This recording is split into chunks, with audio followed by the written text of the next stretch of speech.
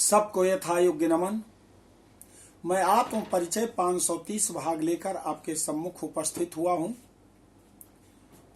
अध्याय देवी भागवत महापुराण 25।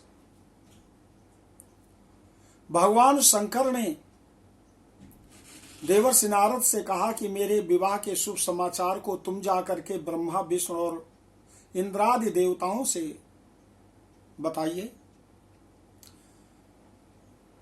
भगवान भोलेनाथ का आशीर्वाद लेकर देवराज इंद्र के पास, ब्रह्मा के पास, विष्णु के पास नारद जी जाते हैं, शुभ समाचार को देते हैं। इस परिच्छेद में ये आप सुनेंगे। सबसे पहले माता भगवती के लिए शंकर ध्वनि।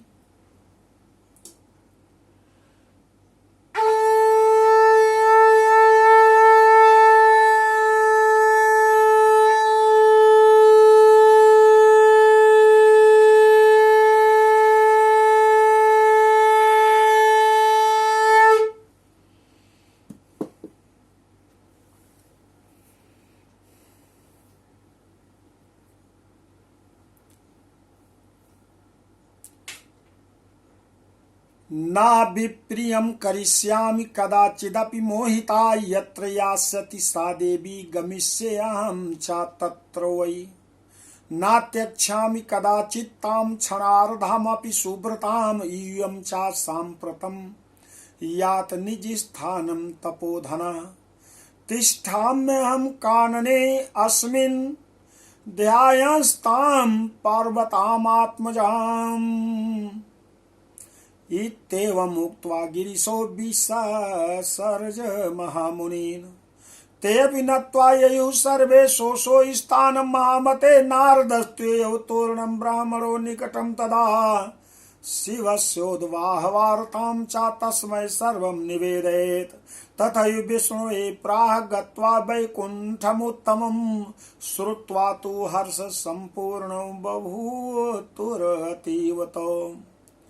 ताऊच तुरमुनिश्रेष्ठं गमिष्याओ महेशितो विवाह दर्शनार्थाय परिवारगणैः सा त्वं तु स्वर्गपुरं गत्वा महेन्द्राय वदतु सा यातु त्रिदशैः सर्वैः सिद्धचारण किन्नरैः महेशस्य विवाहे अस्मिन् कर्तुम साहाय्यम् उत्तमम्। भगवान भोलेनाथ कहते हैं, अब विवाह के बाद मैं अपनी अर्धांगिनी प्रिया को एक क्षण के लिए भी नहीं छोड़ूंगा। कोई ऐसा कार्य नहीं करूंगा जिससे उनको कष्ट हो।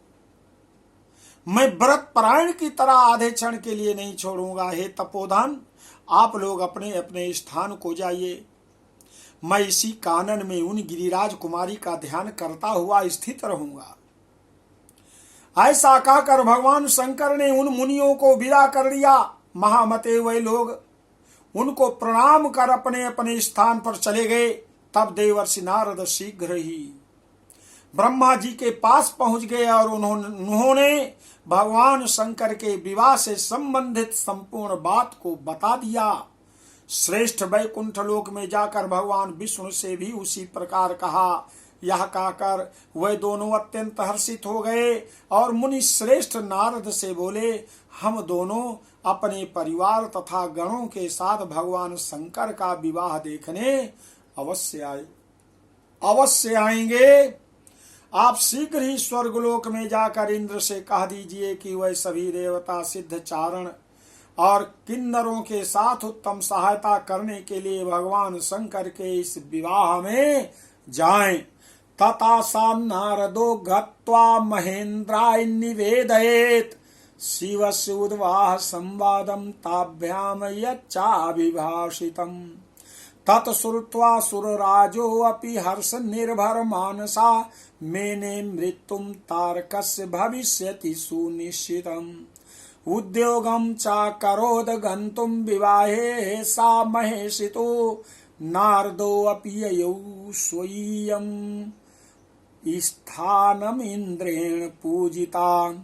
हे श्री महाभागवते महापुराणे श्री महादेव नारद संवादे शिव विवाहे ब्रह्मादि देवता निमंत्रणम नाम 25तमो अध्याय। इसके बाद उन नारद जी ने भगवान शिव के विवाह का संवाद तथा उसके संबंध में उन दोनों के द्वारा कही गई बात को इंद्र से बताया। उसे सुनकर हर्ष से प्रसन्नचित देवराज इंद्र ने यह मान लिया कि अब निश्चित रूप से तारक की मृत्यु हो जाएगी। तदनंतर वह भगवान शंकर के विवाह में जाने के लिए तैयारी में लग गए तथा नारद भी इंद्र से पूजित होकर अपने स्थान पर चले गए। इस प्रकार महाभागवत महापुराण के अंतर्गत श्री महादेव नारद संवाद में शिव विवाह में ब्रह्मादि देवता निमंत्रण नामक 25वां अध्याय पूर्ण हुआ। बोलो आदि शक्ति माता भगवती की जय।